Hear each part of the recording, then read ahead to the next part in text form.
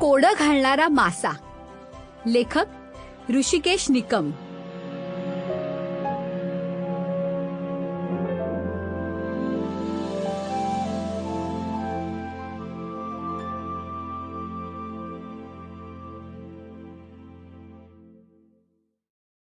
रविवार उजाडला तसे सारा आणि मॅडी सकाळीच घरातून पळत पळत बाहेर पडले.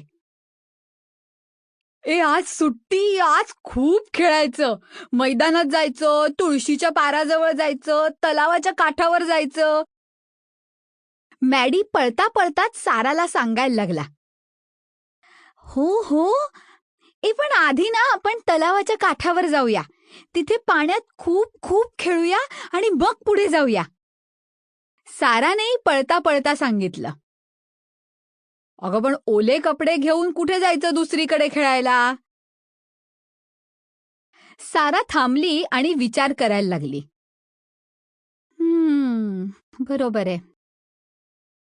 मग ना आपण एक काम करूया. दिवसभर मैदानात खेळून मग संध्याकाळी तलावाच्या काठी जाऊया, हा? साराने सांगितलं. नको सारा, संध्याकाळी नको ग. तो शाळेतला जिमू सांगत होता की संध्याकाळी तलावाच्या जवळ कुणी नसतं आणि तिथे बोलणारे मासे येतात पाण्यातून. बोलणारे मासे म्हटल्यावर साराला भीती वाटण्याऐवजी उलट आणखीनच उत्साह आला. वाव, बोलणारे मासे! सारा Sample complete. Ready to continue?